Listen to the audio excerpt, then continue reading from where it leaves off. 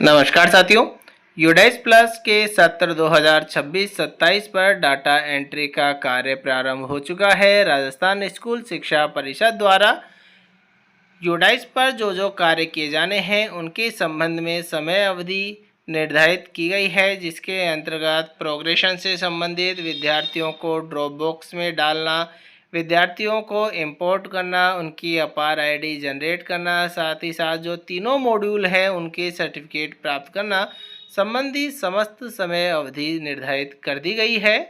जो ये कार्य निर्धारित किए गए हैं इन्हें 3 भागों में विभाजित किए गया है। प्रथम भाग जो है वह नवीन कोड अस्थायी और स्थायी बंद विद्यालय कोड एक्टिवेशन प्रोफाइल रिलेटेड रहेगा, जो कि जैसे यदि कोई नवीन विद्यालय बनाए तो उसके नवीन यूडाइस का जो आवंटन कार्य किया जाएगा 1 अप्रैल से, पूर्व कोड आवंटित अस्थायी पूर्ण स्थायी बंद विद्यालयों के लॉगिन एक्टिवेशन और विद्यालय द्वारा बेसिक प्रोफाइल अपडेशन का कार्य 20 अप्रैल 2026 से राष्ट्रीय स्तर से निर्धारित दिनांक तक रहने वाला है। इसके बाद में जो दूसरा भाग है वह विद्यालय के द्वारा जो प्रथम भाग पूर्ण कर लिया जाता है उसके बाद में है कि पिछले वर्ष में जो प्रदर्शित विद्यार्थी हैं उनको प्रोग्रेशन एक्टिविटी यानी कि विद्यार्थियों को यहाँ पर प्रमोट करने का कार्य रहेगा, जो कि 13 अप्रैल से 15 मई 2026 इनकी समय अवधि निर्धारित की गई है।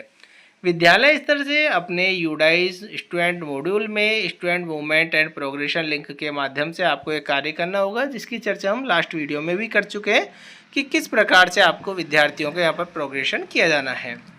इसके बाद है विद्यार्थियों की स्थानांतरण प्रमाण पत्र और एनएसओ विद्यार्थियों को ड्रॉप बॉक्स में भेजना, यानी कि जिन विद्यार्थियों ने टीसी प्राप्त कर लिए, जिनको टीसी दे दी है या उच्च अध्ययन के लिए अन्य विद्यालय में जा रहे हैं तो उन्हें ड्रॉप बॉक्स में भेजना। तो ये कार्य जो है 13 अप्रैल 2026 से 30 मई 2026 के मध्य में किया जाना है। किस प्रकार से करना है ये हम आपको नेक्स्ट वीडियो में बताएंगे। जो इसका तीसरा भाग है, जब विद्यालय के द्वारा द्वितीय भाग पूर्ण कर लिया जाता है उसके बाद में आपको तीसरा कार्य करना है कि सत्र में विद्यालयों में जो प्रवेशित विद्यार्थी हैं उनको ड्रॉप बॉक्स से इंपोर्ट करना है, नवीन डाटा इंदराज कर विद्यालय में जोड़कर विद्यार्थी प्रोफाइल ईपीजीपी एफपी कंप्लीट करनी है। ये कार्य आपको 1 जून से 30 अगस्त 2026 तक के मध्य करना है। विद्यालय स्तर से अपने यूडाइस स्टूडेंट मॉड्यूल के माध्यम से दूसरे विद्यालय से आए विद्यार्थियों को इंपोर्ट करना है। कक्षा प्री प्राइमरी और 1 के विद्यार्थियों को जोड़ने का रहेगा। साथ ही साथ कक्षा 2 से 12 तक के विद्यार्थियों को आधार नंबर की सहायता से आप विद्यालय या ब्लॉक स्तर से भी जुड़वा सकते हैं।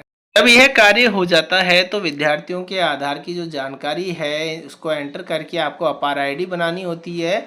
ये जो है राष्ट्रीय स्तर से निर्धारित दिनांक के अनुसार विद्यार्थी की जो प्रोफाइल पूर्ण कर ली जाती है उसके बाद का काम होता है इसमें। लेकिन आपको जो अभिभावक है विद्यार्थियों के, उनका सहमति पत्र आपको प्राप्त कर पोर्टल पर अपलोड करना होता है। ये जो कार्य है यह भाग द्वितीय का पूर्ण करने के बाद ही किया जा सकेगा। जब आप दूसरा भाग पूर्ण कर लेंगे, प्रमोट कर लेंगे, इम्पोर्ट कर लेंगे, तब है। यूडाइस के जो तीनों मॉड्यूल है प्रोफाइल, शिक्षक, विद्यार्थी, इनको पोर्टल पर पूर्ण कर आपको सर्टिफिकेशन प्राप्त करना है, जो कि 1 सितंबर 26 से 30 सितंबर 26 तक रहेगा। इसमें आपको सभी मॉड्यूल का कार्य पूर्ण करना है, सर्टिफिकेट प्राप्त करना है। अब यहाँ पर बताया गया है कि विद्यालय स्तर के कार्य कौन से हैं। जैसे विद्यालयों के द्वारा विद्यार्थियों का 25-26 से 26-27 में प्रोग्रेशन यानी प्रमोट करना, तो उसकी यहाँ पर प्रोसेस बताई गई कि किस किस प्रकार से आपको यहाँ पर प्रमोट करना है। तो यहाँ पर आपको ज़्यादा पढ़ने की आवश्यकता नहीं है। जो हमने वीडियो बनाया था उसका आपको यहाँ पर ऊपर की ओर आई बटन में आपको लिंक दिया है, साथ ही साथ डिस्क्रिप्शन बॉक्स में दिया है, वहाँ जाकर आप देख सकते हैं कि किस प्रकार से आपको विद्यार्थियों को इम्पोर्ट किया जाना है। जब आप प्रोग्रेशन का काम कंप्लीट कर लेते हैं तो अब वो विद्यार्थी जो अन्य विद्यालयों से टीसी के साथ आपके विद्यालय में उन्होंने प्रवेश लिया है तो उनका आपको क्या करना है, स्टूडेंट मॉड्यूल में जाना है और इम्पोर्ट ऑप्शन के द्वारा उन्हें पीईएन की सहायता से उन्हें विद्यालय में प्रदर्शित किया जाएगा। यदि विद्यार्थी के द्वारा पीईएन नहीं बताया जाता है या बिना टीसी के प्रवेश लेता है तो आपको स्टूडेंट मॉड्यूल में ग्लोबल सर्च के ऑप्शन में जाना है और पीईएन की जानकारी आप विद्यालय में पोर्टल पर इम्पोर्ट वहाँ पर भी आप कर सकते हैं।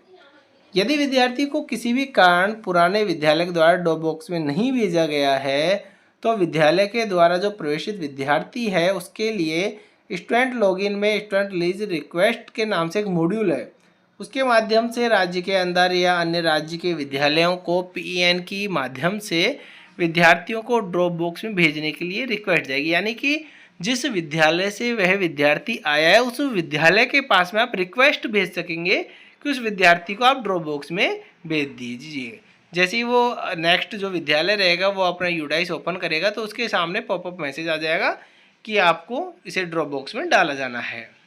उसके बाद में है कि यदि पीएन की सहायता से विद्यार्थी को पोर्टल पर इंपोर्ट करने में कोई प्रकार की समस्या आ रही है तो आप अपने सीबीए महोदय या अतिरिक्त जिला परियोजना समन्वय कार्यालय वहां संपर्क कर सकते हैं।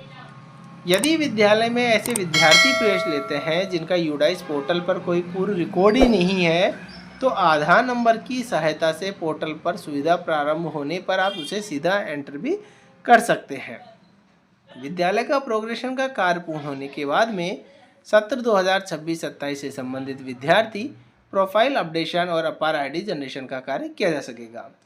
ऐसे विद्यालय जिनका यूडाइस प्लस पोर्टल पर पंजीकरण नहीं है वह नवीन यूडाइस कोड आवंटन के लिए आवेदन कर सकेंगे। ऐसे विद्यालय जिनका ऑनलाइन प्लेटफॉर्म यूडाइस प्लस प्रारंभ होने से पूर्व ऑफलाइन कोड आवंटित है तथा पिछले वर्षों में यूडाइस प्लस ऑनलाइन प्लेटफॉर्म पर डाटा इंदराज नहीं किया है तो ऐसे विद्यालय भी नवीन यूडाइस कोड आवंटन करवा सकेंगे, क्योंकि वर्तमान में केवल ऑनलाइन पोर्टल पर आवंटित कोड ही मान्य है। तो आज के वीडियो में इतना ही। धन्यवाद।